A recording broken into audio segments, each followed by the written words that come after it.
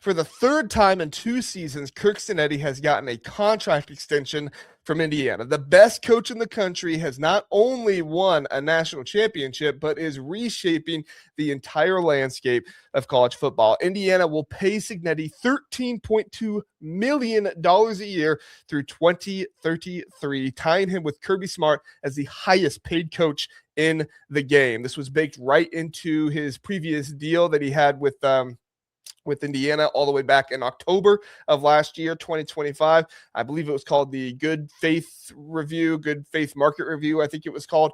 That clause that kicked in after the Hoosiers hit the college football playoff semi-final. So after that Rose Bowl win, after Alabama, the national championship, and suddenly Indiana, they only have, what was it? I think 4 months to bump him to at least the third highest salary, or he would have a no buyout, and you would have seen, schools basically start firing their coaches to try and hire Cignetti.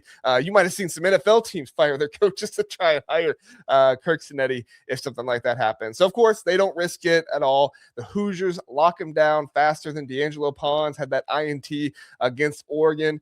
This is a great contract engineering by Cignetti and his camp, his lawyer, whoever he has setting up his contracts for him. Just a great business move altogether. So what does this mean for Indiana? Great business move and everything. That's great. Does this require an entire segment on this episode to talk about? I think it does, because this continues to show how good of a job Indiana is now. And I will continue to be talking about that and how good of a job it will continue to be in the future. You see, locking in Cignetti and his coordinators, Bryant Haynes and Mike Shanahan, shows not only their commitment to Curt Cignetti, but a commitment and a trust to the way Cignetti wants things, regardless of what it costs. It shows IU is not just a one-hit wonder. I don't think that's who they are. I think a lot of people out there are hoping that's what they are, but I just don't think that's who they are. They're in this for the long haul, and that communicates to recruits as well. The prestige of the Natty and everyone coming, not everyone, I think they have 10 returning starters coming back next year. This is how you set yourself up as not only a school that can afford the top prospects, but one that is seen as a winner and a place that is respected. So players aren't just looking at NIL deals to come there. Not that they were before, but that was kind of the allegations that were put out there. They see stability. They see a program that is all in. Indiana's already killing it in the portal. They just hauled in the nation's #1 transfer portal class, headlined by TCU transfer quarterback Josh Hoover. He ranked 19th overall, according to On3. But recruiting is different than transfers. Recruits want to know they have found a home for the next 4 or 5 years. And if they don't want that, then those probably aren't the ones you want, right? Maybe they want 7 years. Even Indiana would gladly take some guys who are willing to stick around for 7 years. But it's great to get guys like Hoover, but your program has taken that next step in perception. I'm going to talk about perception in the next segment as well. And perception, when recruits see not only a coach locked in, but also coordinators who are loyal, want to be there, and administration that is dependable, and show they don't want to meddle in what is going on. They just want to support. They just say, how can we help? What can we do?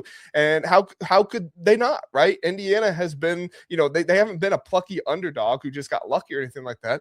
They've been dominating. I mean, in the metrics in the 2025-2026 season, Indiana's offense posted an EPA per play of 0.293. That ranks first nationally in college football, according to CFB graphs, meaning they were scoring the most points per play adjusted to their opponent. And defensively, they were 4th, right? And Brian Haynes is the one getting a ton of credit. Mike Shanahan, you don't hear him talked about as much, but Brian Haynes, he was able to confuse opponents with their scheme. They have relentless discipline, and people saw it in action as well. The Big Ten championship game against Ohio State drew 18.3 million viewers, the most watched title game on record per Nielsen, proving Indiana's not just winning, they're captivating the nation like Blockbuster back in the day.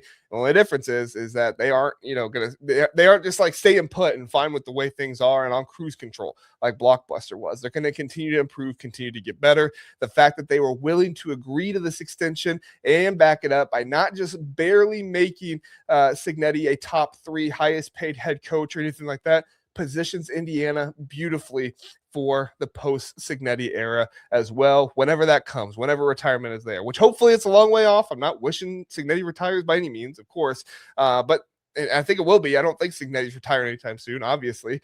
Right now, it's like Indiana is laying the foundation of a skyscraper with a solid future that architects can build on and continue to build up as they go on. So someday, if someone takes the show over, like Brian Haynes or Mike Shanahan or somebody like that, this entire situation is attracted to them with their administration being loyal and dependable, no backstabbing, no penny pinching, loyal and dependable. Because in college football today, that is absolute gold for coaches, and coaches are showing they are more willing to pass up the blue blood jobs, the biggest jobs out there, if they feel like they have that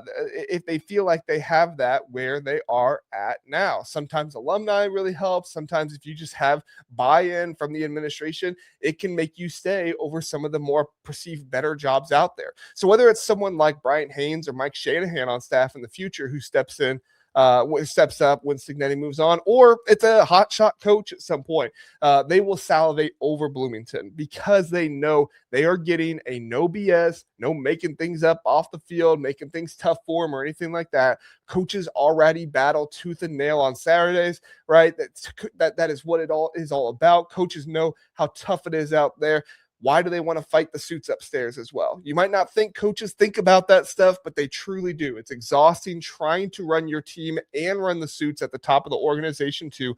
Honestly, it's another NFL parallel here because, like I've pointed out here time and time again, college ball is morphing more into the pro territory more and more. And the NFL, top coaches flock to franchises with rock solid support, reliable owners, loyal GMs, dependable resources, understanding, all that good stuff. You look at the Steelers organization, they've had some of the most success in the NFL. And it's because of their administration and a lot of times what they do, right? Seattle, before hiring Mike McDonald and winning the Super Bowl, had steady backing, not a whole lot of knee-jerk reactions. And they had shown patience, right? They'd shown patience with Geno Smith and some other guys, not just with their coaches, but with their players as well. Or you can even look at the Chiefs with Andy Reid, ownership. They were investing. They trust the process.